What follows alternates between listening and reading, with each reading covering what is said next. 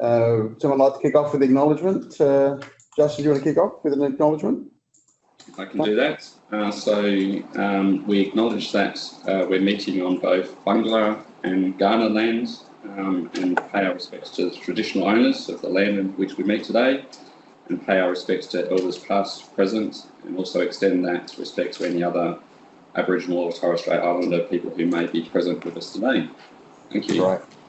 Thanks, Justin, and good morning and welcome everybody. We have one apology, and that's David Powell, who's unfortunately got a prior medical commitment that he couldn't change. So otherwise we're all here. Do we have any conflicts of interest, any declarations? Take silence as none. I'll just move on to the minutes, the previous meeting, if I could. Anybody like to make any comments? Has anybody got any issues or comments on the minutes? All happy with the minutes? We're happy to move those and second them. I have a mover. Yeah, I'll move. Thanks, Pete. Seconder. Thanks, Roberto. All in favour? Done. Okay. We'll just move over to the business arising. Here's we're up to date in that area. Any comments or issues we want there? Everyone's happy with that? Yep. Fantastic. Okay, we've got standing item 1.5, committee members, staff, auditors discussion. Sorry, can I just get a mover and a seconder for the business arising, please? Oh, sorry. Roberto, mover, seconder. Peter, thank you. All in favour? Thank you. 1.5, committee members, staff, auditors discussion. Anything we want to raise on that particular item there? No, that's where we thought we'd have Tim in, and he can have a chat, and obviously then we can potentially bring up the other item and look at the audit plan at the same time. Okay, so just for purposes of that, we will move to Tim in 2 seconds. Tim, you can have a brief intro chat, and then we'll move straight from there into item 3.2, discuss our audit plan, and then we'll let Tim go and then go back into the rest of the meeting, if that's okay. So maybe over to you, Tim. All right. Thanks, Laurie. Okay, well, good to be here. This is obviously, we haven't done a site visit yet or really started much of the audit work. We've had an initial opening meeting back in December last year. We've got a bit of a lay of the land, and that helped to inform us to develop the audit plan. But outside of that, we haven't done any actual work yet.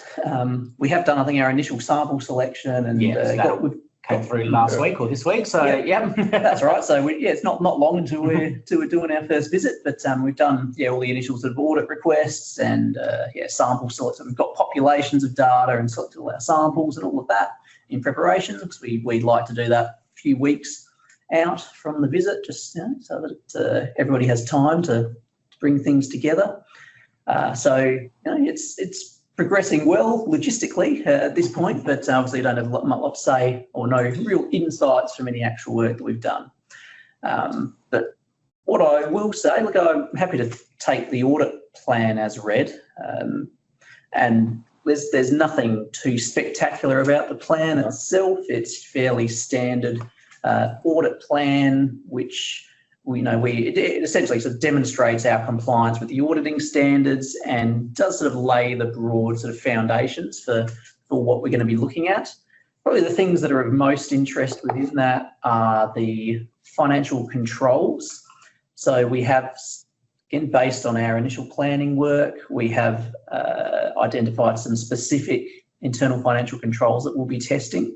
And that's going to be our core set of controls for each of the 5 years. So the way that we operate is that in the first year, we select the financial internal controls that we believe are the most critical, the things that, look, if those things are working effectively, that's going to get you, 90% of the way there to at least crossing the threshold for a clean audit opinion. And those are the sort of controls that you really do want to be operating at a high level of effectiveness at all times. Outside of that core group of controls, we will be looking at other controls as well, and that will depend on the progress of the audit. as things come up and we learn more about the council, or if there's certain things happening, big projects or whatever it might be, or an incident or an event or something that puts a spotlight on a particular business cycle or set of controls, we'll throw those into the mix as well. But that would be over and above this core set, which we'll do every year. That's 35 that you got. That's right.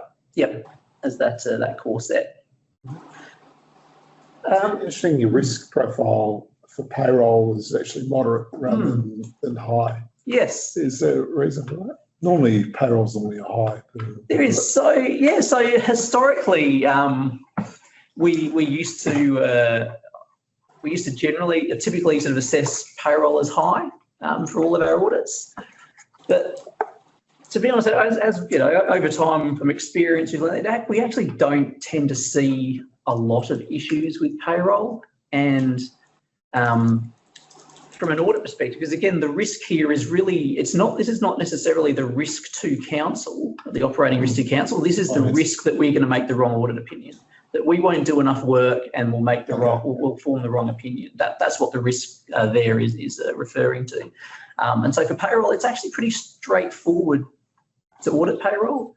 We've seen enough sort of council systems. We know local government payroll well enough that we're pretty comfortable with auditing it. We can do really strong analytical review procedures to give us high level comfort. We dive into the detail. So we still do a significant amount of testing, but because we can place strong reliance on particularly analytical review and internal controls, it can reduce the sort of detailed testing that we do to the point where we can reduce that sort of residual risk of making the wrong audit opinion down to moderate. Mm-hmm. Yeah. Tim, using that same logic, any reason why grants, the amount of time and money being spent on grants is so high? Yep. So that's an area where we often see issues. It's that's one of our most common audit adjustments is in the grant space. Can you give us some examples of the type of things you'd be looking for there? Yep, so that predominantly relates to the accounting treatment of grants, where there's some complexities around the timing of income recognition, and that's something that varies from grant to grant depending on the nature of the agreement itself. So we do need to do a bit more detailed testing around that. It's also an area of it also sort of feeds into other things in the statement. So the way that you treat your grants, for example, impacts your financial sustainability ratios and measures. So that's another. In order for things to change over years. They do. On those grants. It's been an evolving area since AASB 15 and 1058 came in particular a few years ago. So I'm not seeing it as a high sort of operational risk. It's not about the risk that you're going to misspend your grant necessarily. It's more about the accounting treatment. That's where the high rating comes in. We certainly do take an interest in the controls around your grants as well, particularly if you're getting sort of larger, more unique one-off grants, and making sure that there's appropriate decision making to inform the initial uptake of the grant, as well as the controls over the management of that funding. But that's where we're coming from in terms of the high rating there. I'll just open it up. Does anyone on the screen have any questions and or comments for our auditor?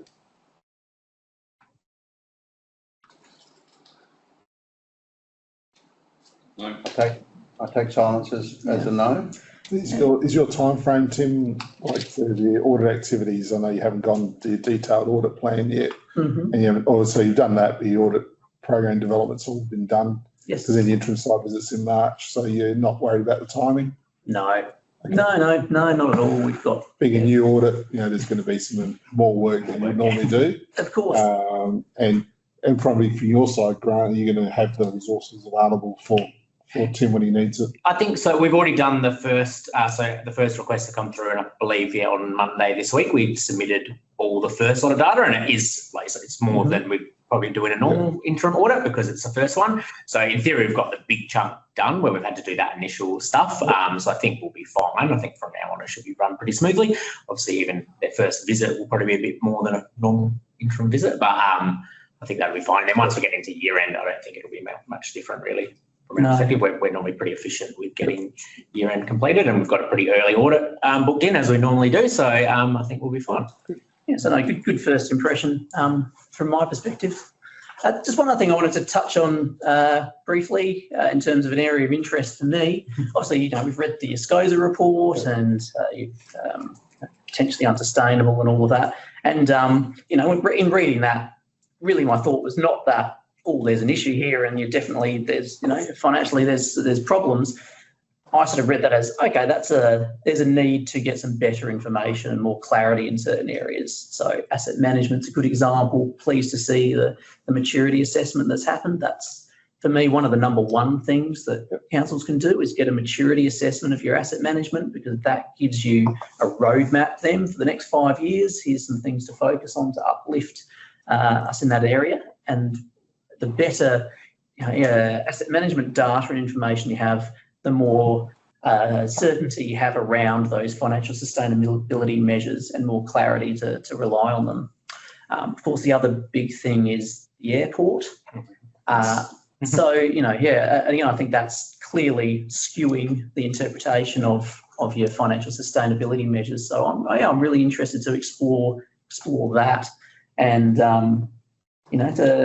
see what strategies emerge over the next 5 years around the accounting and reporting for the airport. So, for example, pulling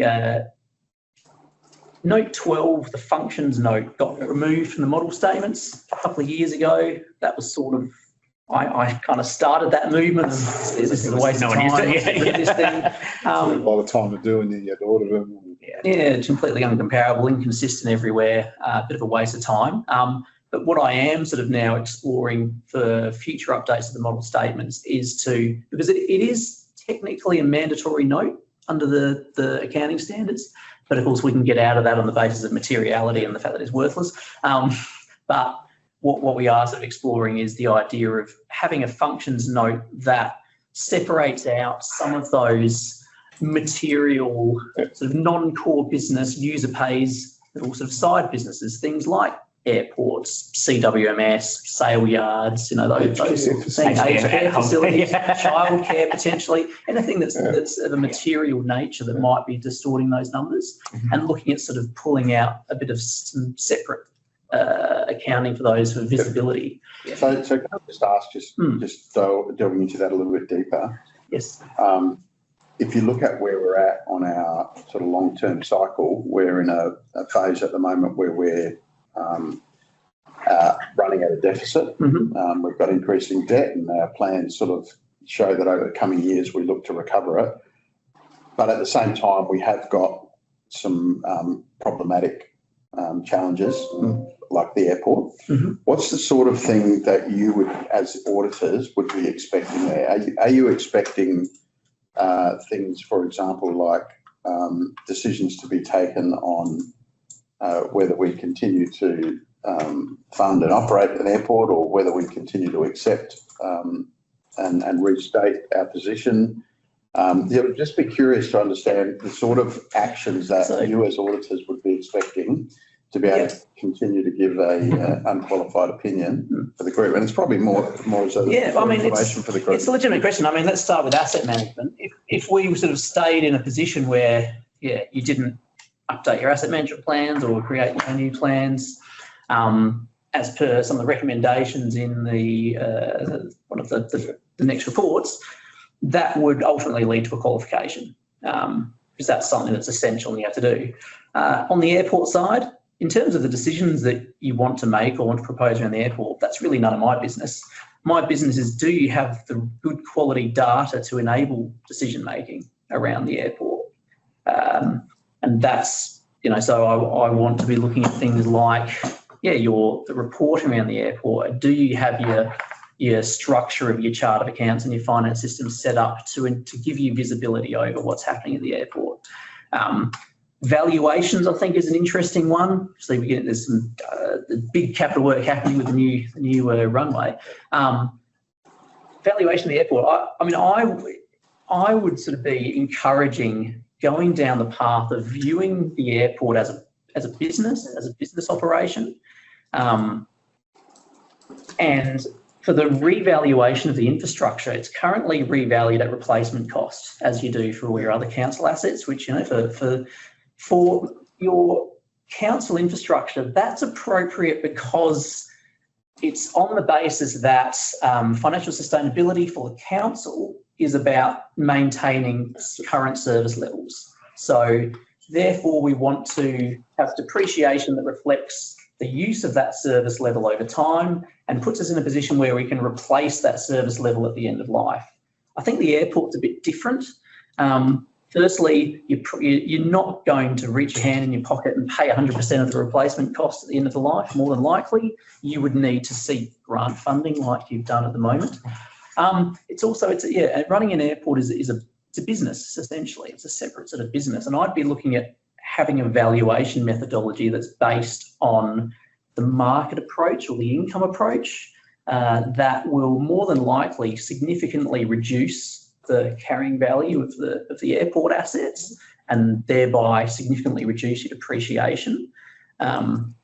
Because I don't think you need to be funding that 100% of that depreciation. I don't think that's an accurate reflection of your true sort of underlying deficit position, and allows you to I guess just remove that sort of distortion in the numbers and manage it on that basis, and get to a point where you're comfortable that you're covering enough depreciation to be able to fund your contribution to a replacement in the future, but knowing that you don't.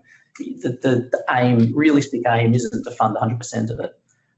So that kind of thing. So you need the right methodologies and the right data to be able to support those sort of decisions and to manage it. And then you can look at, as you go up the maturity scale, do we need to have a completely separate asset management plan and other plans around the airport? Do we have a separate long-term financial plan just for the airport functions? These are all things which I think give you good information and are worth seriously considering. Anyway, I'm rambling now, but yes, that's the sort of things that I'm interested in looking at. Right. Yep. Okay. Any other final questions anyone has? If we don't, I'll move to the recommendation. Happy to move to our audit program. I didn't have the page there, sorry. Next one. Yeah.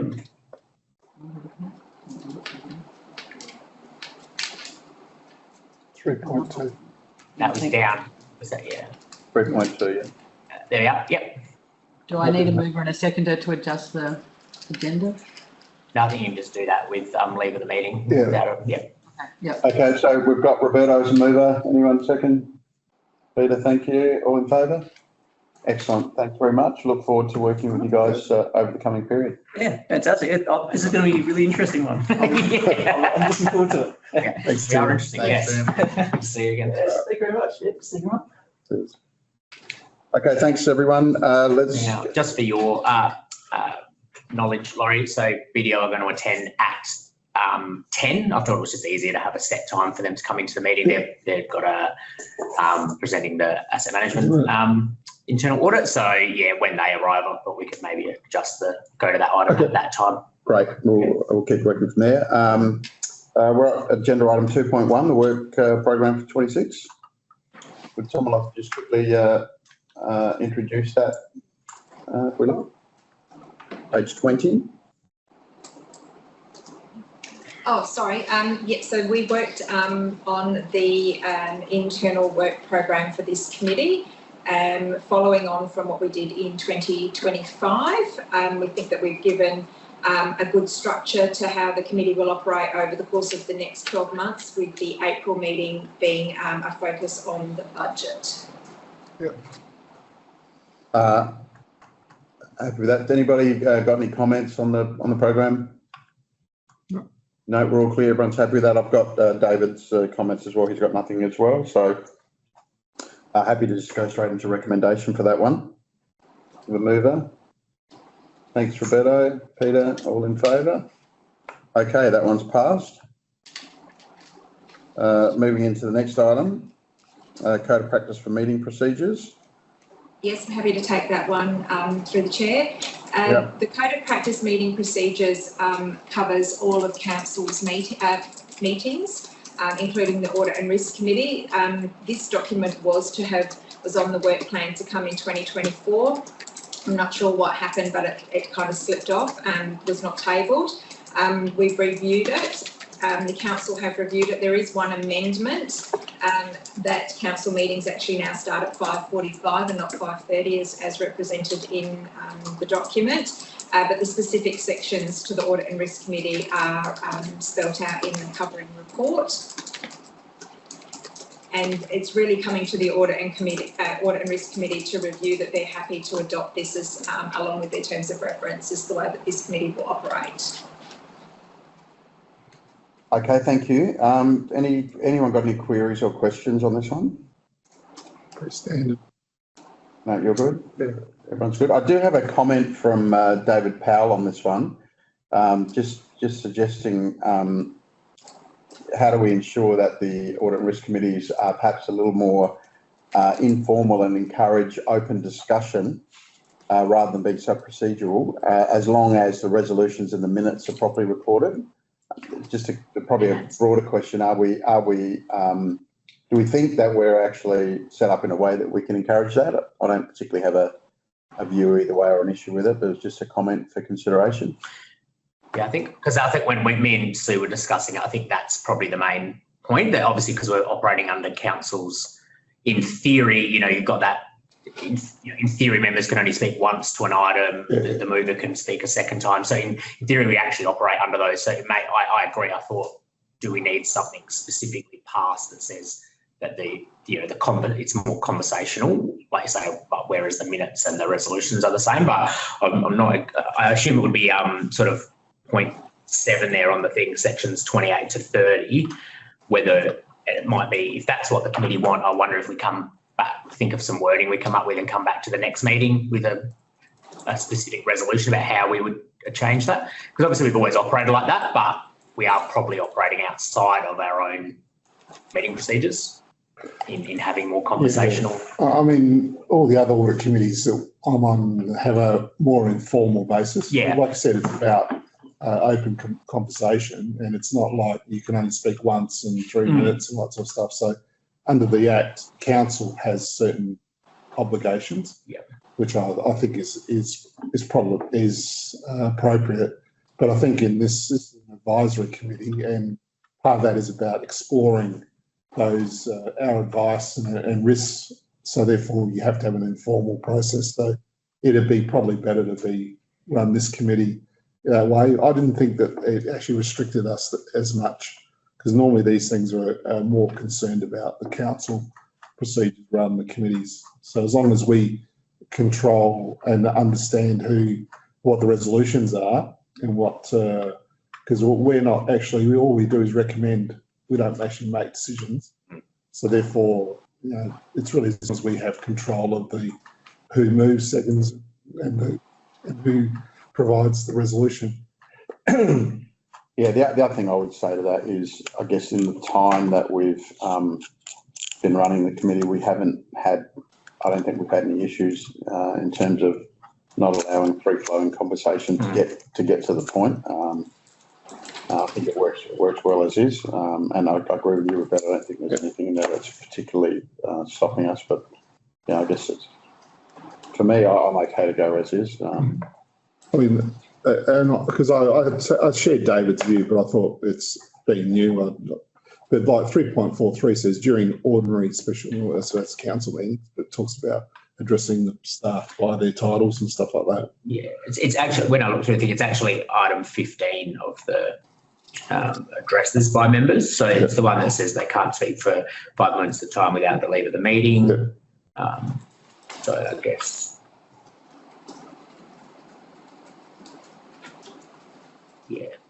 but like I say, I mean, we've operated in theory under these for some time. Whether we actually need to formally change them for the committee or not is probably I think if your business and practice, you have been not using these, then you probably want to formalise that in your policy. Otherwise, we're not running as per how the council want to run. So I think it'd be better to modify it to allow that flexibility. Yeah. So do you think, let's say maybe like recommendation to the feedback could be that some consideration be given to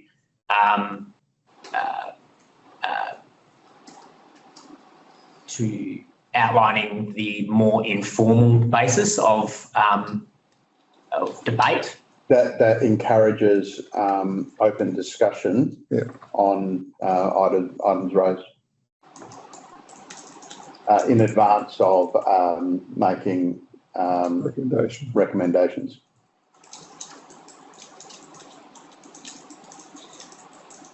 Yeah, I'll play with the resolution and outline in the minutes. Yeah. Happy with that? Yeah. Okay. We have someone move that one. Thanks, Roberto. Peter, in favour? Yeah. Okay, we'll pass that one.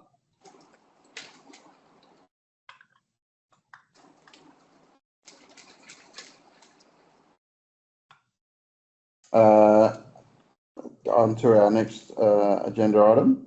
We've got our financial policies, page 48. Yeah, so I'm happy to talk to that one. So these, like I said, they're very unexciting policies. We're sort of required to have these three because we are a water provider. So majority of our water provision is actually to non-residential. So we run a recycled water scheme that provides water to both council facilities, but also we on sell to sporting groups, that sort of thing.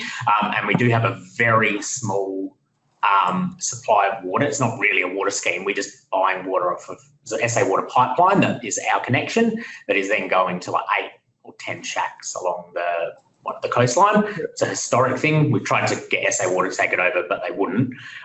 So it has to be within our policies. But basically we just, because of the difficulty around that and the expense, we just basically charge those properties a quarterly fee. We don't charge them for use because it was actually more difficult and expensive to bring that in. So basically there's not much change to these policies other than updating a couple of items for our current change in practice. So for the recycled water scheme, we were previously only charging a few cents per litre above what we were getting charged for that water.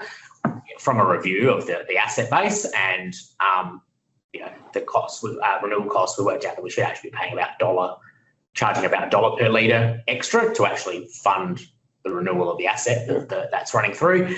That still actually results in those people paying less than potable water, a fair bit less than potable water, but it obviously recovers our costs better. So we've been bringing that change in over a 4 to 5 year period with a bit of a jump up in the price to get to that new price point. So we've just reflected that in the policy. But other than that, the policy is not very much changed, and they're not used very often. We don't really have financial hardship and things like that with the water, but we need to have the policies. So under this arrangement, we are a water retailer? We are. So we do report every year to ASCOSA. Right. And ASCOSA are okay with our approach to setting prices and charging whatever we like? Yes, that they are comfortable. In fact, ASCOSA would be more happy that we've put the price up and are correctly recovering the cost of the asset than what we were doing before. Like, to be fair, we're very low on ASCOSA's hit list because we're not really a retail water, as I said, except for those very small number of properties. They're the ones that they actually spend their time on, and those who are water retailers that are only doing mainly commercial type water, they're not. We have to put our reports in. We don't really get much feedback. And do we understand where we sit relative to other similar councils in terms of how much we're charging to recover costs for this water? We can do a review. I don't know. I'm not honestly don't know how many councils actually on sell recycled water. I think it's might be a bit of a unique thing. There might be a few. There's a few. There's probably some of the metros that, especially with the Western water scheme that was set up and those sorts of things. So I'm happy to do some review on that. Particularly like if we're going to $1 and the rest of the state is at $4 or $3.50 or whatever, they're not. But you know what I'm saying? It's good to try to get an benchmark that we don't have something come out and, as a big surprise. Yeah. That we don't know about. So. Happy to look into that. And for reference as well, like that $1 above, so the recycled water costs us approximately $1 per litre. And so we're selling it for about $2 per litre, or will be by next year or the year after. And obviously like the water is about $3.30 to $3.50 in like potable water. So, But it used to be 4 cents. It used to be 4 cents the difference, and now we're going to $1. So what sort of money, I was trying to get an understanding what the money component is here. So what's 4 cents? It's $20,000 or $10,000. Now it's going to talking kilolitres, right? yeah. Per kilolitre, yeah. So- per kilolitre, yeah. I can bring that up. I did 4 cents per kilolitre, but I'm just saying, is what sort of dollars are we talking about? Yeah, I'll bring that up. Obviously, I did this calculation actually not 3 years ago now, so I haven't got it fresh in I'm just my trying to mind. get whether it's material or not. That's what I'm trying to get. So if it's going 4 cents to $1, but it's 20,000, it's $1,000 and it's going to $50,000. Yeah, no, I'll have a quick look and I'll just bring be that good to understand that. And we haven't had, I thought we might get a bit more pushback from the group, so we haven't actually had, we're already 3 years into doing the 25 cents increase per year, and we haven't really had a lot of pushback, so I'll look that up. Yeah. So anyone got any other questions on this one at all? The room? I'll take that silence as a no. All I was concerned about was that we meet the SCOSA or whatever we need to do for that. Yeah, we're side definitely of it, doing that. compliance. That's all. Yep. Okay. Well, if that's the case, we can just move to the recommendation. Just looking at it on the screen at the moment. Okay with that. Yep. Thanks, Peter, for moving that. Thank you. Roberto, second. All in favour? Okay, great. Service review program. Item 2.4. It'd be interesting to understand how this, maybe a bit of the history as to how we got to this position, and why we've chosen to take this decision. Yeah. For background, if that's okay. You want me to take this one to start with, Sue, or do you want to chat this If one? you want to start it, Grant, that'd be fine. Yeah, that's fine. So obviously we previously had appointed BDO, and obviously BDO might be but we've still got 25 minutes. But I mean, we appointed BDO to do both service reviews and internal audit program. What we found is the internal audits have gone quite well, and they're pretty straightforward, and and that relationship has been quite good. But I think actually by mutual decision, when we sort of came to the committee and discussed about potentially not continuing with BDO for the service review portion, and when we actually went to BDO, they sort of agreed that it wasn't working that well, and they were happy to end that part of the contract. So we previously did that, and I guess for us, we've had some internal conversations, and sort of Justin can probably talk to this as well, in terms of what do we just go out and do the same thing again, and because some of the service reviews, they're quite expensive, and obviously, I feel like you end up doing a lot of the work internally yourself anyway. That can happen with some, certain things you get consulting done. It's fairly, you don't have to spend that much time on it. With service reviews, I feel like, with the BDO ones, we end up, because the knowledge is in people's heads, and the service provider and the amount of work that actually gets done internally, it's like, what are we getting out of this from the report? We're spending a lot of money on someone compiling that information then into a report and some recommendations. We've had some discussions recently so there's a contractor working for council who is doing some stuff on a different committee, who has just out through conversations has shown that he's got a lot of history in doing service reviews with councils, but a much different approach where it's more of a getting councils building up a bit of skill set internally at first, so that then they can do their own service reviews, and giving them a toolkit and that sort of thing. And I think that was the thinking, that we thought we would give that a go, a different approach, rather than just doing the same thing again, which didn't really. Because what we found is the service review that went the best with the IDOM is we did get there in the end with our open space one, but in the end we delivered it. So we'd done all this work with BDO, and then we ended up delivering that internally really anyway, and outlining those service levels and some changes that were being proposed, and some trialling some things. So that actually was really done internally. And so I think, sort of upskilling and getting the toolkits to do some more of that, and understanding and understanding what we're actually starting a little bit of work now based on the recommendation of that conversation with the provider. It was around really building up our, what we call our service catalogue. So we've got a higher level service listing that we use for our budget explanations and conversations with the community, but actually bringing that down to the next level, starting to build that out and build some service levels and that around that to have a starting point for some internal service review and review of services. So I guess that's the background and some of the recent conversations. And yeah, Justin and Sue may want to add some more to that. Yeah, and I think in addition to that, we were also looking at what parts of our budget from previous conversations with the Audit and Risk Committee of areas that we could reduce our spending in. And so this one seemed like an easy option to make some budget savings and also increase capability internally. Thank you. I'll just open it up to discussion if we could. Anyone, maybe start on the screen, if anyone got any views or comments, Peter, like to make on this particular area? Nothing from me, thanks. Roberta? Yeah, I can see why you're trying to do this, and I understand that sometimes BDO probably wouldn't have had the experience in some of these services, and so therefore it does. They're just running a process and a procedure. But the concern I have is how do you get independence or a different view, or an outside view on things? Because sometimes, like you said, the people that are doing the job or the service have a certain view on it, and they have all the history and background, but sometimes they don't have a way of thinking it differently. Yeah. They also have a personal, I suppose, allegiance to that service, and sometimes they will try to not cover things up. And I'm not saying that they would do that, but it would show it in a light that maybe it's different. So you have to think about how you do that. And I mean, I've seen it where it works with you might have an internal resource that's been brought in that has the skills to do it, and they're running it as like a project. Yeah. And they independently go through the service review with the area, and then it's brought, let's say, to a steering committee like the executive, and is driven through that process. So that works.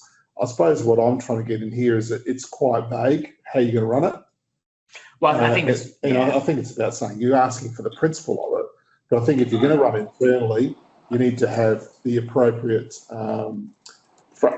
frameworks in place to make the service review work.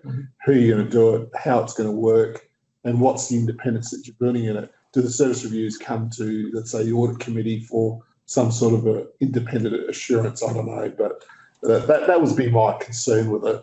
I agree that using someone like BDO for a smaller council like this is probably not a good use of resources, because your internal resources are spending time giving it to BDO, who then was asking questions, and then they produce a report that you probably can't even implement anyway. So I understand why you do that. If I could just build on that a little bit, I agree with what Roberto's saying. What I also want to say is when this was set up, I think for me, one of the key benefits we get out of these service reviews is they're actually, in theory, a driver of transformation in the business. And the whole concept is to get independent expertise to focus on specific areas to help us to transform and to make decisions. So there's a couple of things there. Number one is making sure we've got the right level of expertise helping us and advising us on things. And then the second one is making sure that we as council are actually willing to take on board the recommendations and make the changes that will drive effective outcomes. And to be frank, I don't think we've been successful in either of those two fronts. And it's probably from a previous audit committee perspective, some of the feedback we get is, how urgently are we acting on things that are being raised, and, childcare centre or whatever it may be as an example. But then secondly, are we getting that right level of advice? So I too would concur that maybe we've got the wrong people in the chair, but I'm not 100% sure that, maybe as a very short-term measure, we defer and we save the spend because we have budget period. But I don't think we should close off the concept that if we've got the need for targeted service reviews, we do have maintain the ability to have independents come in and help us shape and drive transformation of council, particularly at a time where there's lots of challenges we're trying to deal with and complex issues we're trying to work through. So that's just a build from me. Sorry, Justin, were you going to say something? Yes, I just wanted to confirm everything that you've said, except fully. The plan was to come back in the new financial year with some methodology. As Grant mentioned, we've got a contractor that has got extensive experience working in and with councils and has come up with some templates and tools to undertake the service reviews. The intention would be, as part of that methodology that we would bring back to the audit committee, is that there would be both a peer and internal review, and where appropriate, also some comparisons with external service delivery. So the frame of reference is very much about trying to drive that change and get those efficiencies.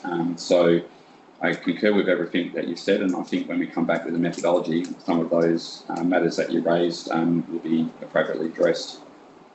So to that end, Justin, could we maybe get the recommendation amended a little bit to reflect some of what you just said? Yeah, sure. When's our next audit and risk committee meeting? April. The full one's in May. April's normally just budget. We can add extra items to that agenda, or it should be April or May.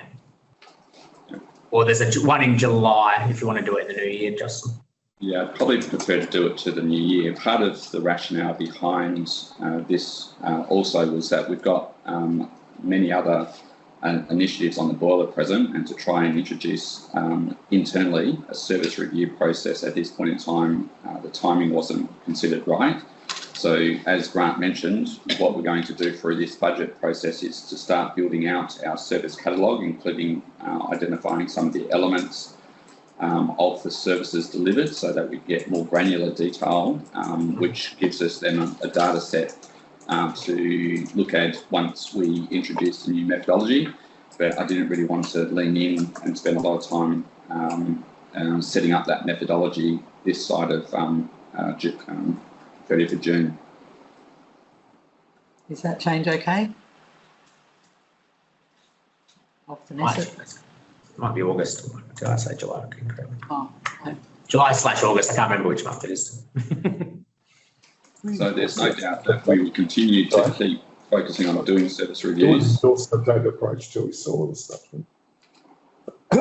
Yeah, so to come back here for endorsement. Yeah. Yeah, so you could say note the updated approach to delivery for now, because yeah.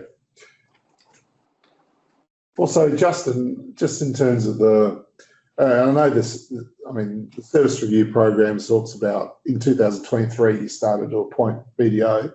Was there any initial work on, because one of the things one of the difficult things that you find in these service review programs is identifying the services and actually documenting the services and the service levels and the customer and the client expectations or the resident expectations of those services and the levels that they're at.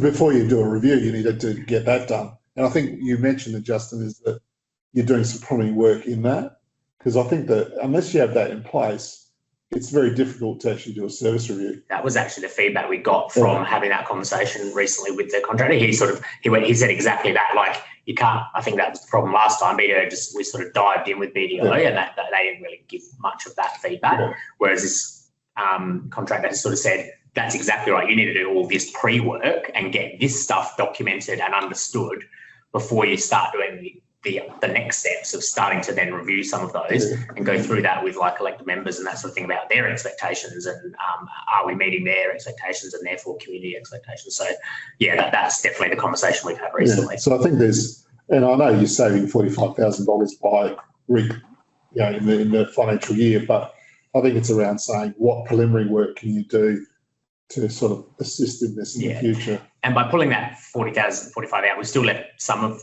the capacity in there, which will allow us some of the work, if we want to work with this contractor, some of the work he'll do internally and helping us through the first few as well. So I think we haven't fully pulled the capacity out yet. And also, I wasn't here at the time, but in 2023, the reason you went down this process was trying to get an understanding of the effective and efficiency of your service delivery so that you can actually, let's say, redivert resources into the areas that you need. That would be the reason. So that's the outcome you want to get at the end of this. Otherwise, no point doing it. Yeah. So I think there's a whatever you do has to come up with an outcome. It's not. I don't think these processes are there just so you can share resources. No.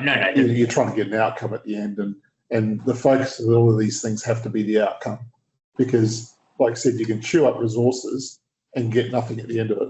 That's right. And I think from my perspective, I think when we've done the open space one, what it also can be is a bit of a educative piece, especially with elected members. So like, they see pressures in, and you can, with that open space one, we're able to really show, well, these are the actual resources we have. And when you break it down, this is all the things that these resources have to do. It can be very easy at a high level to think, oh, what is this resource being used for? And then they were able to understand even like, cycles of work and stuff like that, and saying, well, if we can make some changes here and here to deal with some of these pressure points, but without other resources, you can't change it fully. So I think it's really good just having that conversation with local members, and then they actually understand where the pressure is coming from, and that's causing some of these, things around what the community experience and Justin, just say, what's the appetite from, let's say, adjoining councils to look at service reviews, so that there's sort of like collaboration, better use of resources over a number of councils, because I'm sure all of them are looking at reviewing their services. Has that been looked at in the past, and has it been something that they see as high in their agenda, or it's lower in theirs, and they don't particularly want to collaborate? Yeah, it's probably a bit of a mixed bag. We haven't explored it for some time. The Eyre Peninsula councils, which are typically much smaller councils, have probably shown some interest in this area in the past. But I haven't reached out to Port Augusta and Port Pirie in recent times. So we will be meeting with the executive of both Port Pirie and Port Augusta shortly, so I can explore that. The other thing, just whilst I've got the floor, is just for the Audit Committee's information. The service reviews are one of my KPIs, or the organisation's KPIs, I should say.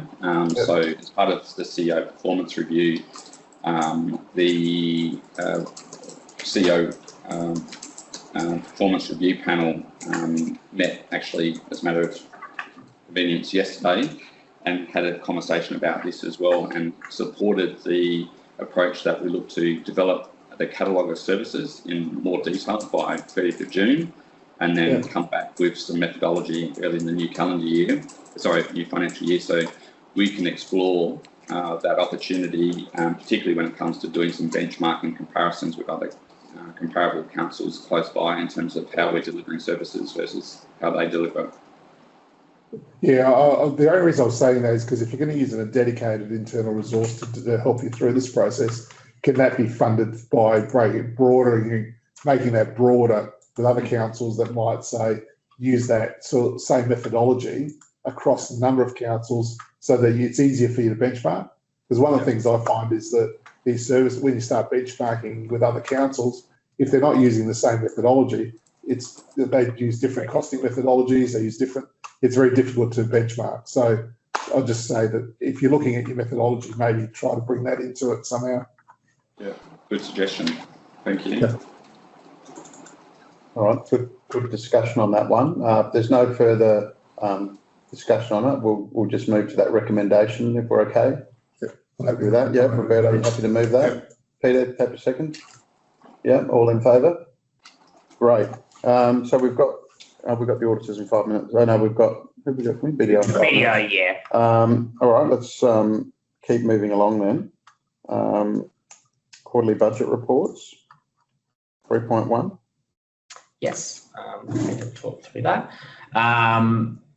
So I guess the high level outcome is we sort of finished the first cut of the budget review, and it was pretty neutral. It was slightly positive, but then we've had a discussion with council just around that time and incorporated a change where there's a context of the project happening in the city that came from the previous election promise from our local member, which has finally emerged into a project where they're doing a new sporting sort of precinct behind the school. So it had been originally envisaged when the super school was built, but they ran out of money and they didn't do it.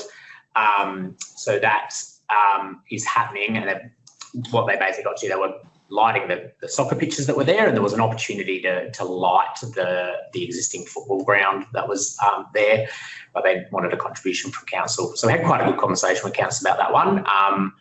So I mean, about whether we should be contributing, but it's not our project. But in the end, council decided to make that contribution because it's only a part like this. You know, it's a $6 million project. We're contributing $200,000 over 2 years, with the understanding that we can then drop our service level at one of our outer ovals, which is not the best quality oval anyway, and get some of the vision that council have been talking about for a while to sort of centralise sports into the middle of the city and activate more women's sports and that sort of thing in that facility. So it is an upfront contribution from council, but with a long-term site saving from dropping our service level at one of our other ovals. So council thought that was reasonable. So the overall result of the budget review was a slight negative, but that was the reason why we weren't able to bring it in as we originally expected.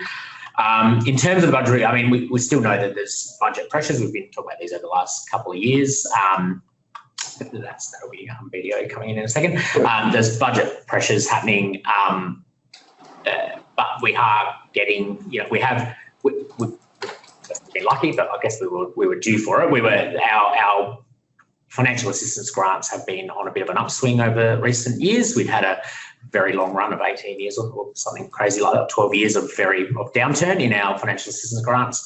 But that's now turned around. We've had about 3 years in a row of some upswing, and we expect that to keep going a little bit further. So that has helped, I guess. We know that we're a bit unbudgeted, undercooked in some areas of our budget, and we did have that discussion last year whether we just readjust all the budgets to exactly where they should be and make our result worse, or have to have very large rate increases, or do we, knowing that some of these financial assistance grant changes are coming through, that we hold the line a little bit and use some of that to plug that gap. So I think we're getting much closer now to, so when I do the budget review, like last year, the mid-year budget review was pretty horrific. This year it's actually was much more, you know, there's always going to be ups and downs. There's always going to be things that we're going to have to, ups here and downs there. But yeah, we're getting a bit closer to some of those actual budget gaps being plugged and it actually being a bit easier to manage council's budget within budget, which, as we said last year, is one of the big things. We know that there's two things to our financial sustainability. We need our long-term financial plan to be projecting us coming back to sort of that break-even position in the next few years, but then we also need to actually be able to meet our adopted budget, and so we're getting closer, I think, to that second one being, and I think even with the third quarter budget review, there'll still be some ups and downs and some offsetting items in there, but I think we can bring the budget in, bring it in on budget or with current projections. So yeah, that's, I guess, the high level outline, and happy to take any questions. And Can I just in terms of just getting the example of the lighting in the sporting field, was that a project that was envisaged in the budget, or is it envisaged in the long-term financial plan? Because the only concern I have is that council can make a decision on whatever they want, because it's a political decision. I just think that in terms of, if you're in a position where you're operating deficits, you're trying to get financially sustainable, projects come out from they just come in and council go, yep, that's a great idea, let's do it. What's the opposite side of that? So if you're spending that much, I know you've said that you're going to make some offset on, but I'm sure that offset is a lot less than the capital you're putting over here. So I'm just trying to think. It offset over the long, so it's basically about $20,000 a year in savings for that oval. That's a long term. It is. And it would have been that you would have. I'm just trying to get an understanding of that. That's the impact. If you're going to use the I suppose you've set up a long term financial plan. You set up things that you're going to do over the next number of years, is that there's got to be a process of prioritisation of some of these things coming in, where you'll get projects that just come out of the blue, right? And because there's opportunistic projects, but you need to understand then how does that fit into the rest of the other projects and how they prioritise, because some of those things are the other things you're doing, like asset management, when we get to that you need to invest on your assets over the next number of years. Is that more important than doing this? How do you make that call? I'm not saying we have to answer that here. Right now. I agree. It's about actually having a process that allows you to make those decisions at council, understanding the whole process and saying, well, what does this fit in? Because political reality is that, like I said, this is something we need to do because it's helping someone over here, but how does it help the council as a whole? That's all, and the community. That's it. And I'm not saying that that's I'm not saying this is a project. I'm just using it as an example where it could be that it's politically driven rather than actually being community driven. Justin? Can I suggest that we just have video come in and do their thing and then return to this conversation? I'm happy to contribute, but I think to be fair to our external party, we deal with that one and then come back to this discussion. Okay, so do we need to do anything there? Or We'll just get leave of the meeting to move to that item. Okay. Yeah. Second that? Leave yet? Okay. Take leave. I think we've got someone at the door here as well. Oh, do we? Tanya's online, so maybe Peter has. Hello. G'day, how you doing? Good, how you going? Good, come in. Right on time. G'day, you.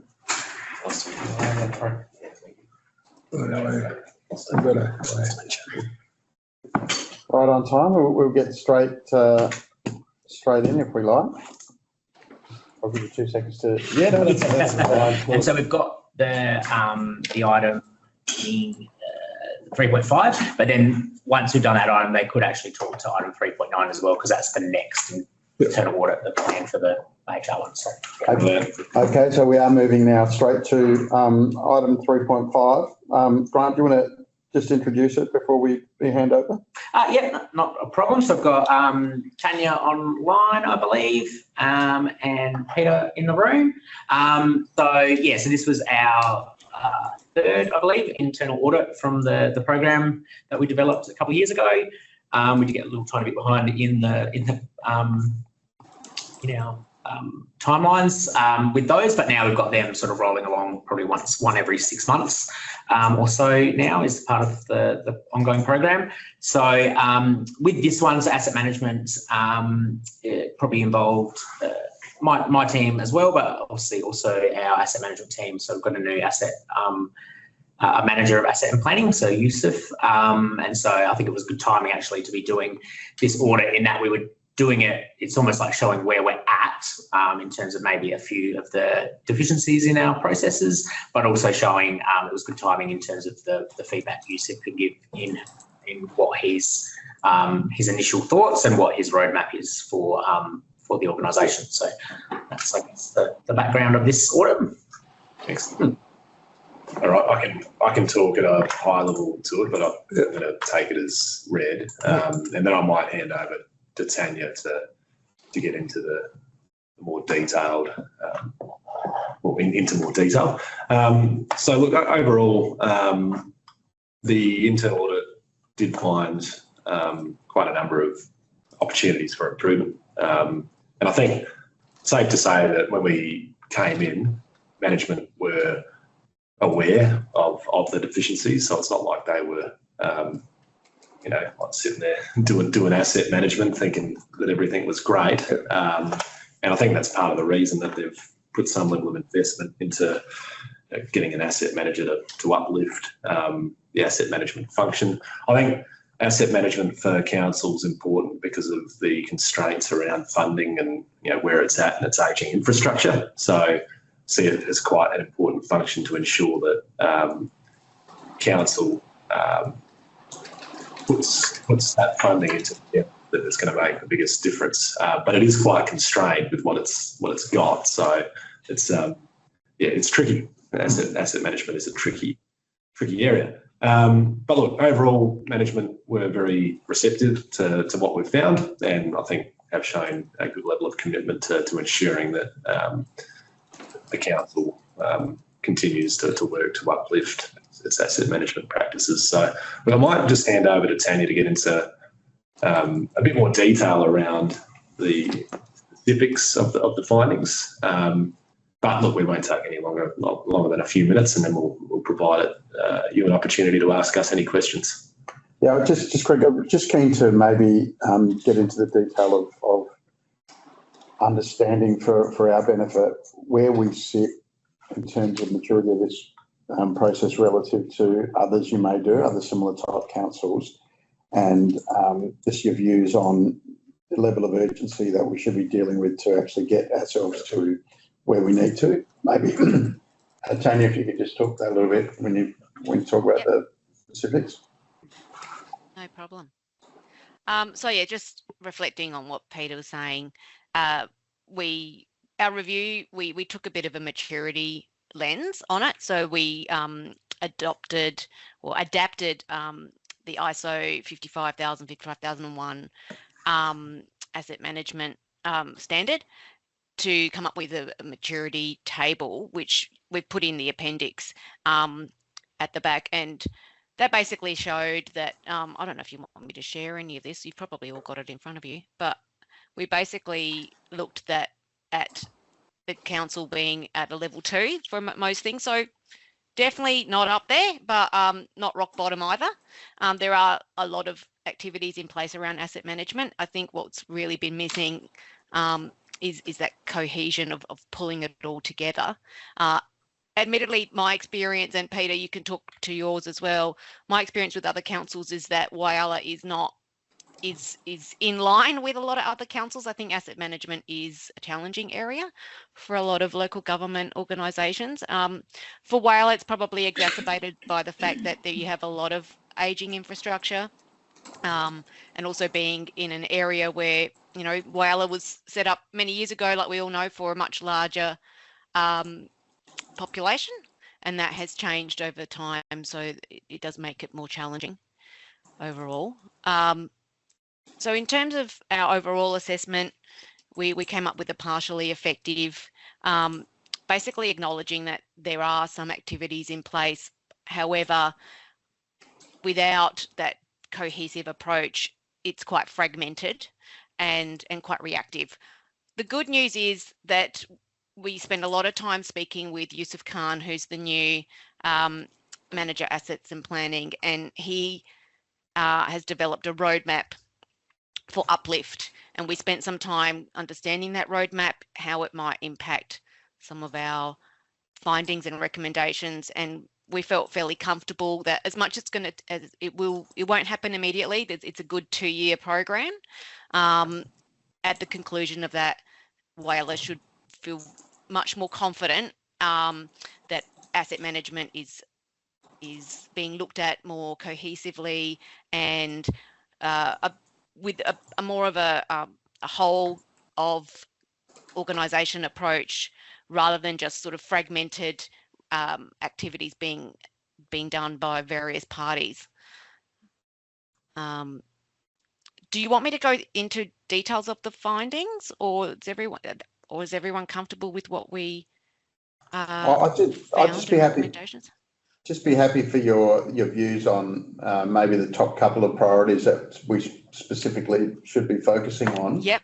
Noting, as you say, we've got ageing infrastructure and probably more infrastructure than what we really need. Yes. And how you think about we should be managing it and what we should be doing to address it, and how we should be prioritising, knowing we've got limited resources. Yeah. Well, I think one of the, as we've rated our recommendations, one of the first things that needs to happen is really at that policy level, which I know Yusuf has been working on. So I'm not sure if it has gotten to anyone yet up the chain, but like an asset management policy was being drafted, which I think will help really provide the focus as to, how the council wants to manage its assets. And then the other thing, which was really a gap, which again is something that really needs to be focused on more urgently than other activities, is the development of detailed asset management plans. So at the moment, council has an asset management strategy, which is quite high level. It meets legislative requirements, ticks the boxes, but it just lacks the detail to really drive the strategy for how to manage all your different asset classes. So they're probably the two big immediate things that need to be addressed. And then when those are in place, then a lot of the other recommendations kind of fall off the back of that. So you kind of need to get those asset management plans done first, and that will drive a lot of the other activities. So that's what we would really recommend. And the roadmap does reflect that prioritisation. So the way Yusuf's kind of put these steps in, it's quite clear. I guess the relationship between certain activities and the timing that's required. Yeah, there's a bit of, I think there's a little, as is reflected by the delivery dates and the extent of the actions, there's a bit to be done. I think given the finite resources, I think ultimately a position where you understand your asset, your individual assets, their condition, what they're costing you to maintain at that granular level, so that you can make decisions about, well, what is it that we need to be doing with it? Like, do we retire it? Do we refurbish? Do we, all those decisions, which I think council's got an awareness of, but is data and the structure for making those decisions consistent, in place, repeatable. No, and I think that's probably ultimately, there's a lot of actions here, but in a nutshell, if these are all done, you should get there, but that's a journey over a couple of years, I think. Yeah. Are you comfortable that we've got a clear strategy on what we're trying to do with our asset base and how we're trying to deal with it, maintain it, manage it, and that it's easy to be understood across the group? I'm comfortable that you've got an action plan that will help you get there, and so I think, given the extent of the findings for this, like, this would be one that, as an internal audit provider, I'd say, well, maybe you want to come back in a couple of years to see how you are progressing against this, and to see whether these actions are on track and are actually getting to the bottom of what it is that you set out to get to the bottom of. So yeah, there's a lot of, it's a pretty extensive plan for uplift, and that would be my suggestion.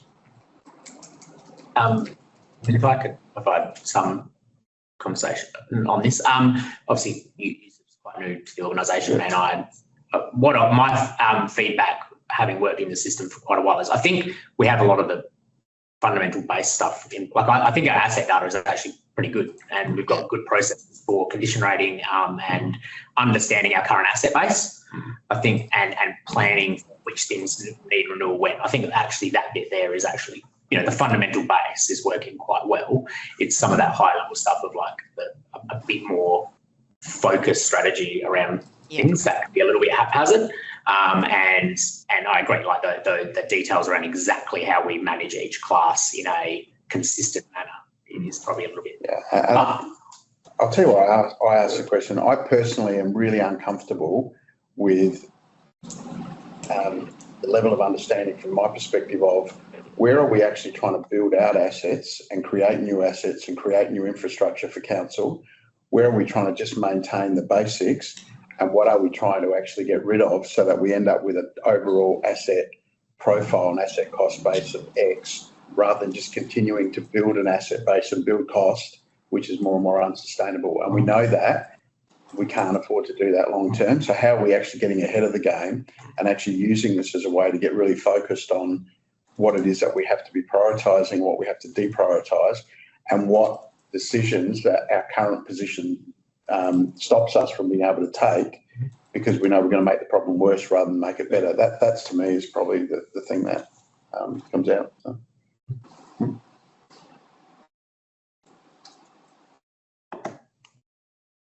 Sorry, I just open it up. Peter, anything you'd like to raise or any comments from your perspective on this one? No, nothing from me, thanks. No. I agree with you, Laurie. This is one of the most important things to get right, especially for a local council. In the fact that this builds into your long-term financial plan, and having an understanding of those priorities, actually which assets are, either not being invested enough, some that are probably over-invested, because a specific road is probably resealed every second year because someone particularly drives down it and it might not be important. but something else, I'd say we're not at that point. I'd say our renewal programs are I'm taking a view, but yeah. I'm taking examples to show what can happen. So my concern is there's a lot to do here, and a council that has limited resources, what can it put into this? And let's say you're talking about a 2-year time frame. I know you've got someone new on board, but what are the dedicated resources you might need to bring this up to speed quicker than that? Can you do that, or can you not do that? But it's important to get a viewpoint, and I agree with the point of actually having a review at some point in time in the future to see where we've moved. Because I think it is important that you actually do mature in this, because the fact is you might have the data and stuff.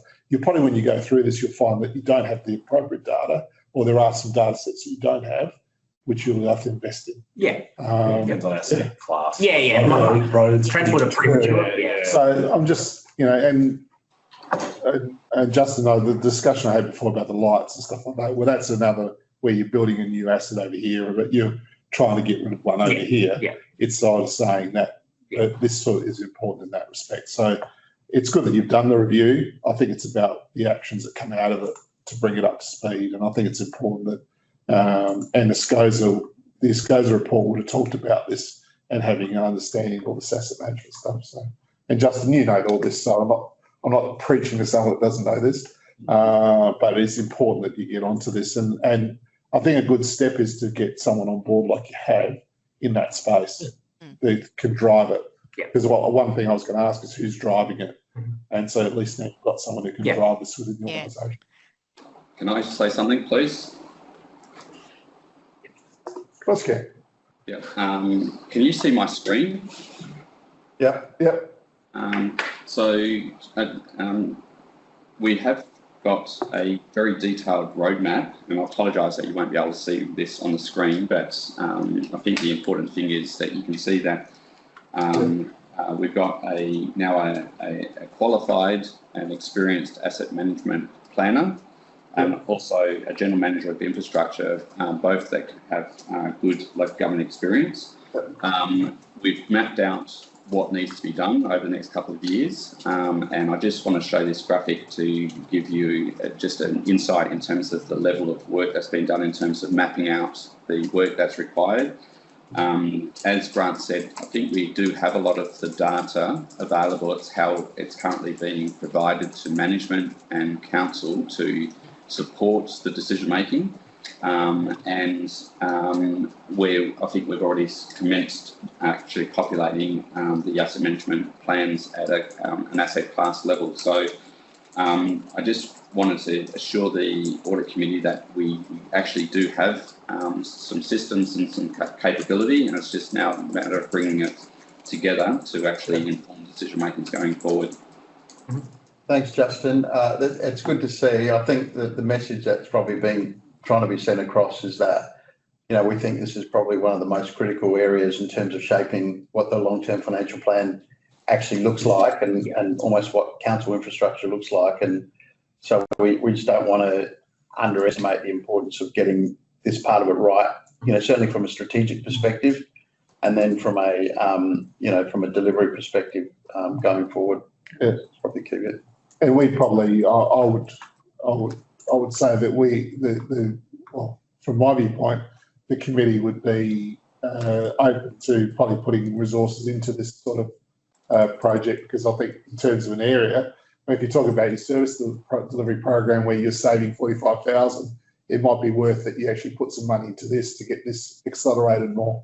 That's from my viewpoint. It's going to change the shape of what we do and how we do it. And because the last thing we want to see is that we are continuing to be recipient of adverse financial outcomes from our asset management strategy or our asset management activity. So I think, I think the message we're trying to get across is just stressing the importance of getting this bit right going forward. Any other questions on this one before we go? No? Got a comment here. Yep. Thanks, Larry. Paul AGM Infrastructure. Just wanted to back up what everyone said, but also inform you we've got our first workshop with council next Monday night. And what we're actually going through, as Yusuf is in the room as well, we're going to be working through with council just some asset management principles. And then we're going to be talking about the issues and recommendation table in this document from BDO. And then we're going to be talking about the roadmap that Justin has been talking about. And then we're going to show the elected members some examples, or an example of some asset management plans that I've been involved in other councils that become the Bible for the council. But we need the elected members to be brought along the journey and to understand asset management, because I think that's really important. And we want to be, I guess, ending up with documents that are user-friendly, easy to read, and become something that we can go back to when we need to justify decisions moving forward with the community as well. So they're all sort of things that we're looking to do straight away because we know the urgency. And I think we'll end up with a good result, but that's all starting on Monday. So there is urgency about it. Great. Yeah. Thanks for that. Good. Okay. Thank you. Do we, just move to the recommendation if we could. Just get that up on the screen. Yeah. Oh, sorry, Peter, question? You're going to recommend that? Yeah, I'm just going to move it. Okay. Roberto? Yep. Happy to second it? Okay, all in favour? Thank you. Move on. In that case, we'll move to agenda item 3.9, talking about the project brief just quickly. Does someone want to just quickly introduce the project and what we're looking to do? Sure. So I'd like to introduce Project 4 of Council's internal audit program, previously endorsed by the Audit and Risk Committee. The internal audit will be delivered by BDO Advisory. Project 4 focuses on human resources planning and management. The review will assess the adequacy of Council's workforce planning, people management frameworks to ensure we have capability, capacity and systems in place to meet both current operational requirements and future strategic needs. The scope and budget for the project are presented in the report, and the final report is scheduled to come back to the committee in May. Okay, thank you. Anyone got any questions on the scope of the project or any questions of BDO while we're here about what focus areas are going to be? Peter, anything from your end? Nothing from me, thanks. Roberto, anything from you?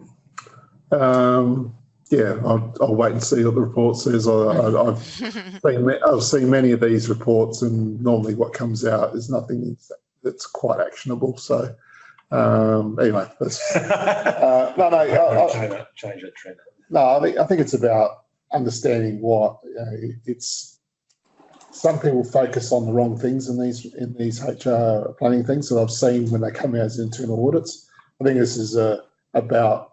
I want to see this as a value add to the organisation rather than just being a report. Yeah. So it's really actually saying what are the key things that are for a council that is actually in the regions. Yeah. There's things about skill shortages. There's things around getting the right skill base, having the low resources. That you don't build understanding recommendations that are around trying to do what a metropolitan council will do in HR. Yeah. It's focusing more on the region so that we actually have some actions that are a value add to this organisation. Yeah. Anyway, I'm not telling you, but I have seen some, and I won't. It's not BDO, but I have seen some reports in this space that have been quite not valuable at all. No pressure. No pressure. Well, hopefully, we do have Scott Way involved in this one, who has a lot of expertise in this space, but also he knows Whyalla, and he knows Whyalla Council very well. So I'm hoping with that insight from him, it might be more meaningful. Good. Hopefully, he has useful insights for you. Yes, I'm sure he has. Useful Okay. and practical. Thank you for that background. We'll just move to that recommendation if we could, Roberto. Thank you, Peter. All in favour? Great. Okay, thanks. Thank you. To our Thanks for video. having me. Thank you. Look forward to And seeing we'll the see next one. See you next one. All right, thanks everybody. It'll be value add, don't worry. Thank you very All right, bye everyone. Okay. Yeah.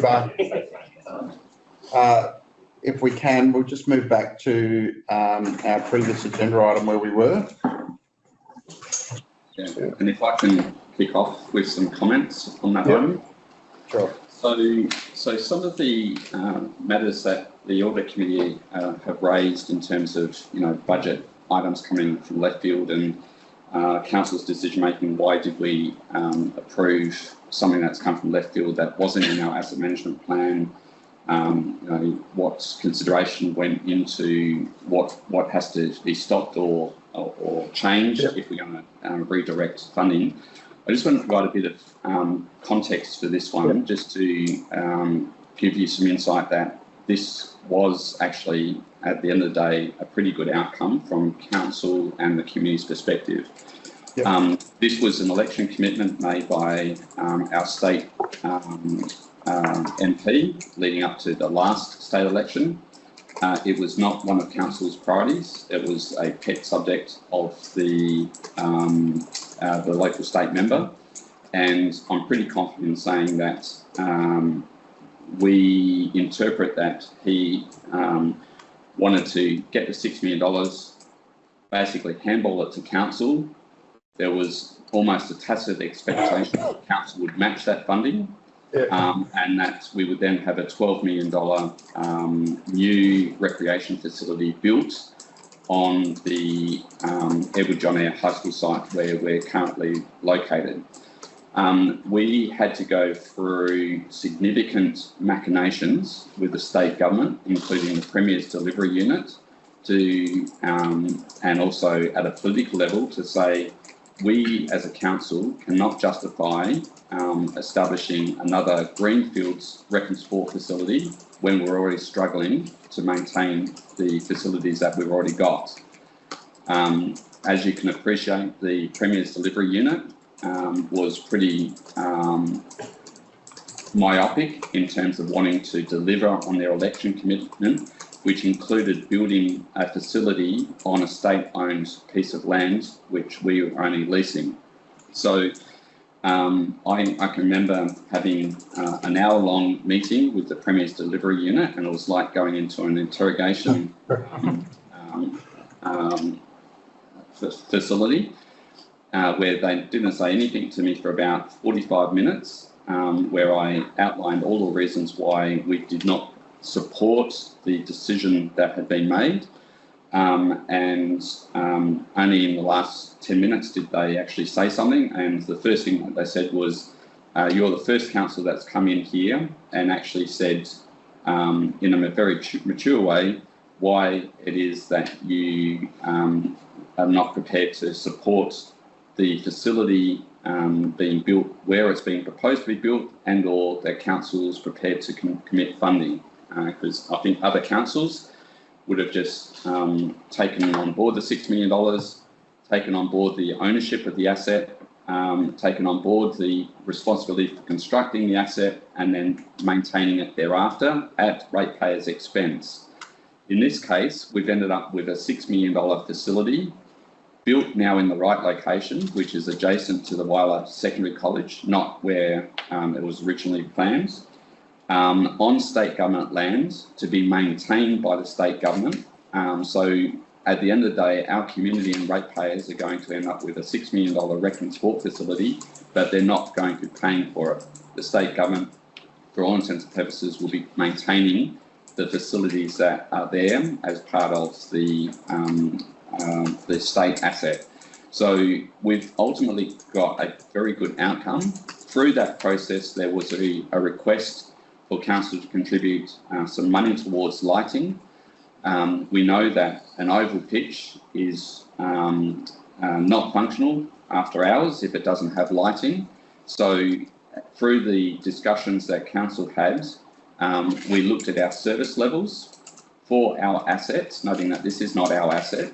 And as Grant mentioned before, we agreed to commit to a contribution. It's only a part contribution. I think the lighting all up was about $485,000 from memory or thereabouts. So we're contributing only $200,000, so a part contribution to the asset, which ultimately will be someone else's asset to be maintained going forward. The reason council did that in part is coming back to our asset management plans. Jubilee Park, which is where our third major sport and rec facility is, including an oval, a lit oval. We want to retire that asset and reduce the service level over time and actually bring all of the oval-based activities from Jubilee site onto now what is effectively a state government asset. So whilst I appreciate that a $200,000 contribution, which is a direct hit to our operating statement and contributed to an overrun in terms of our budget, was done in that strategic context that we want to reduce our service levels for our asset at Jubilee in due course, and ultimately have the state government providing a facility and a service to our community that we as a council wouldn't be able to afford. So just want to give that context that I think at the end of the day, we've actually got a really good outcome for a relatively small contribution, but acknowledge that that contribution does come at a hit in terms of our operating result in 1 year, being this year. There is still probably a discussion to be had over the journey in terms of whether council needs to make any future ongoing contributions to the maintenance of that facility. There is no agreement in place for that at this point in time, and it's something that council would have to consider if and when that comes to us. I'll press pause there, but just wanted to give that context. I think your point's made, Justin. I think the thing we're trying to say is making sure there's a process in place, that if something's coming in unexpected, that there's a valid reason, valid process, and there's something on the other side countering that. So we're just not adding more and more out of left field for the sake of adding it. So point made. Yeah, and then Justin, my comment was not around, because I know that you'd had that discussion when we did a drive around and that was coming. So it's not like I've come from no. I just think it's just that process of new things will come out all the time, and I know that and opportunities will come all the time. The fact is that they are great opportunities for the community, and I think it's great that you've done that. It's about saying, well, then what other parts of the community, what other areas in the community can actually service levels can be reduced in certain areas to get this great other one over here. That's because the one side of it's always easy, which is the new stuff. It's the old stuff and how you do that. And it's difficult, I know, because I've been there, but it actually is that how do you get the process happening so that you actually look at it in a strategic sense across the whole 5-10 years. Anyway. So I just wanted to provide that background because I just want to give the audit committee an assurance that there is now a greater level and more robust discussion happening at the council level. What we have to work out is how do we get that information to the audit committee, because at present you're sort of blind to that step change in terms of the veracity that these matters are now being put through. So I'll have to think about how we do that in due course, but just want to give the audit committee that assurance that council is very deliberate now with some of those decisions. Thanks, Justin. Yeah, just moving aside from that particular item, we still do have another budget review that shows a negative position and that we're going further into deficit. I do take your point, and I note your point, Grant, that it's heading in the right direction, and we're much better than where we were, and it's quite positive around where we're going to be in the future. My only comment is, we look forward to the day when we have a review where we're actually on track, or we're actually reporting a positive variance, not a negative variance, because I'm not sure we've seen one yet. So that's just a comment. I was very excited that I had one, but obviously this item came up in the meantime. So I was very excited to say that I had a positive, a very small but a slight positive. But yeah, obviously this was just something that came up at the same time. So I don't know whether we need to add any commentary around that, or we're just happy to note it. I just feel uncomfortable that we're continuing to see ongoing deficits continue without a comment. That's all. Yeah. All those notes are captured in the minutes, Laurie, if that helps. Yeah, well, as long as we do capture the fact that, we are conscious of the impact on decisions, on deficits, and the fact that we are in a cycle where at some point we've got to turn that deficit around and substantially reduce our position. So we just can't keep having, these unexpected things continuing to come up in that cycle. So, as long as that's reflected in the minutes, if we could, that's clear. Otherwise, if we can move to the recommendation. Yep. Roberto? Ready to move Thank you. it. Peter? Yeah, all in favour? Okay, where does that take us to now? 3.2 we've done. 3.3, our financial control self-assessment. Yep, so I can talk to that one. Thanks. So obviously we undertake a self-assessment each year in line with the better practice model, which is required to be used under the Act. And obviously with Tim's conversation earlier, this is what the auditors use, and they've picked out key controls from that model that they'll use for their testing throughout their audit engagement. So for us, this year was we've got a bit of a process worked out where we review all the controls under the model, but they're on either a 1, 2 or 3 year cycle based on risk, like sort of inherent risk and risk with controls in place that we brought back to the committee last year and updated some of those risk assessments. But this was the year where we had to review all the controls because it was year 6 of the cycle, and years 1, 2 and 3, the year 1, 2 and 3 year cycles all ran into each other. But noting as well, the industry is getting very close to adopting a new better practice model. So there's work being done by a committee of the FMGs, a work group to update that model. That's almost completed now, and then it will have to go through just consultation. And that, in theory, will also, it's a little bit more streamlined, and it's sort of, there's a bit of duplication in the way it was built originally and stuff. So it'll bring that 192 controls hopefully down a little bit. And then obviously once we get that new model, we'll have to redo that risk assessment and re-update our processes.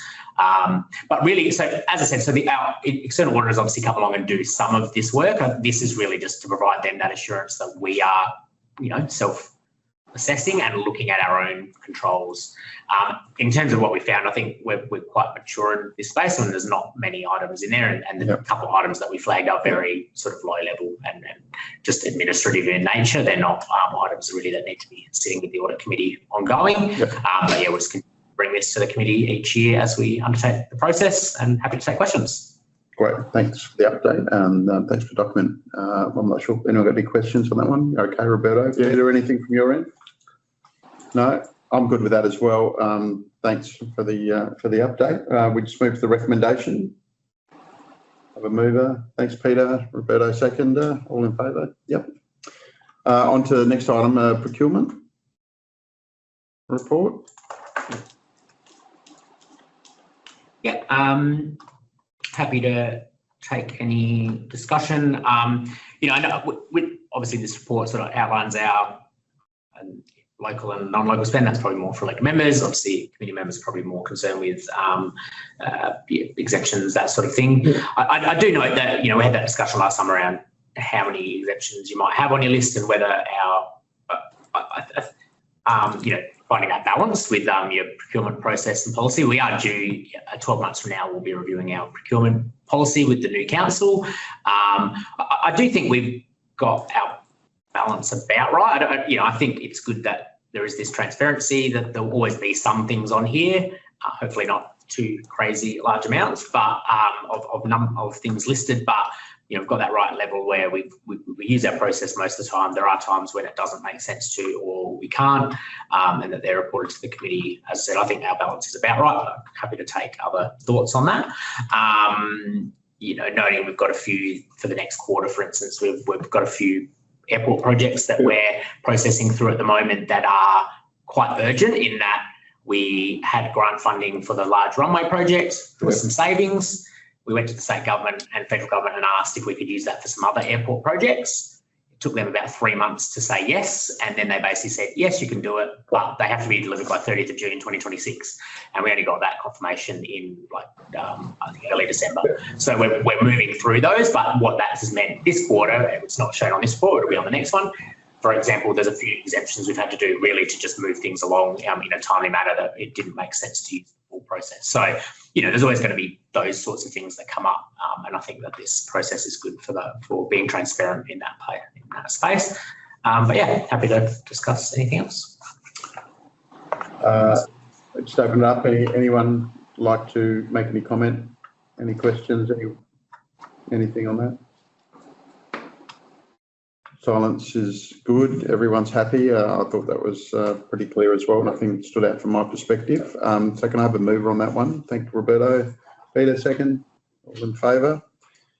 Move that one. Thank you. On to agenda item 3.6, sundry expense breakdown. Yep. So this was just actioning an item from the last meeting. Yep. Fairly straightforward. I think we've done a review. Yeah, there probably were some things that can be pulled out, and so we'll make sure that we'll work through with Tim and the external auditor. There was probably two big items that, in hindsight, probably should have actually been reported separately previously, but it's one of those things that rolls along and no one picked it up. So we'll make sure we pull them out, and obviously there will always be one-off items that might that maybe should be listed separately as well, like that transfer from capital works in progress. It's not probably material, but it's one-off, and so it probably actually makes sense to pull it out so it doesn't skew the figures. But yeah, so happy to take any thoughts or whatever on that. But yeah, we'll take that on board and fix that up next. That's fine. So fine. Roberto, move that one. Peter, second. All good. Yeah, we're happy with that one. 3.7, airside fuel arrangements. Yeah, so happy to talk in the first instance this one. So it just came up in we had made this change a little while back, but in a conversation in the chamber, we were of the understanding we had all the discussions with elected members. We might not have had a resolution, but we definitely discussed it and thought it could, it's something that can actually be handled administratively. But we thought it was just worthwhile bringing to the committee and then council around, just our movements towards away from a non-core activity, I guess, at the airport and in line with probably industry standard arrangements. So we were one of the only councils that were running airside fuel. Internally, most councils have outsourced it, and it's just that scale of, so we're obviously buying the fuel off of those same providers. So they're going to put a margin on that, and then when we try to sell it on with our margin on it, it's not competitive. We get a lot of conversations around our price of fuel compared to others, but also there's ageing infrastructure there. We need a new facility. We don't really want to spend the money on a new facility either. Whereas this, they once again, with that scale and scope and a long-term arrangement, makes much more sense for them to be doing that. We still provide some support to the arrangement in that we do. It's not like they've got staff on site. We do the out of hours fueling because the jet fueling because jets can't self-serve, but we get paid basically by the provider for that overtime that we have to initiate. So yeah, just providing up that's at the moment it's only under an MOU. Pending giving a lease once we've sort of undertaken an airport master plan, exactly where everything at the airport should be. We can provide the lease for a new site because the current site isn't the right site. That's one of the issues. And then they can build a facility, and then that will be a long-term, at least a 10-year lease, I would imagine, in place for that. Just happy to discuss all. Makes sense to me. Yeah, I think it's a good thing to do. Anything there to add, Peter? You're probably a bit closer to it. All good? Yeah, nothing to add. No, all good. All right, thank you. Will Roberto move that? Peter? All in favour? Thank you. Policies and procedures update. Yes, I'll speak to that. We've been doing a significant body of work, and through this committee, tabling on a regular basis a list of policies and procedures and progress against those, and whether they are discretionary or mandatory policies. One of the things that was missing from that was a framework in terms of being really clear about how administration manages policies and procedures. On Monday night, Council adopted a policy management framework in terms of how we will manage going forward. That framework is now being applied to the policy register that gets tabled here at Audit and Risk Committee. There is a significant body of work that already has happened in terms of updating. The committee will notice that we do still have some policies that are overdue. Part of the issue around these overdue policies is due to changes in legislation and some updated and implementation of new policies. There's a I guess a mapping exercise that needs to occur in terms of not only the relevance of the policies but also their relationship back to other policies. That work is progressing with an undertaking by the May meeting to have all outstanding policies and procedures reviewed and updated and tabled back at this committee. Yep, thanks, Sue. Yeah, no, I like to see that not every policy is going through the Audit and Risk Committee for review, so I think that's quite a positive thing, Justin. Because other councils, they put everything through it, so I think you've picked the ones that should come through for review, which is important. So yeah, so I think it's good work to actually put together a framework like this. So well done. Yeah, I concur with that as well. That's great. Anything else on that one, or are we happy to go? Peter, you happy? Yeah, I'll get you to move that one then. Yeah, thanks, Roberto. All in favour? Excellent, thank you. That runs us through our items for noting. Now we need to move into confidence, I believe. Is that right? Confidential items. So I have a move. Thanks, Roberto. Peter.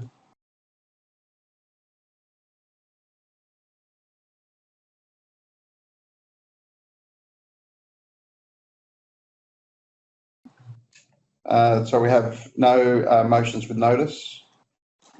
Motions without notice. Our next meeting on the 10th of April. So I can close the meeting at that point. Thank you, everybody. Thank you. Thank you. Thank you. Thank you. Guys, thank you.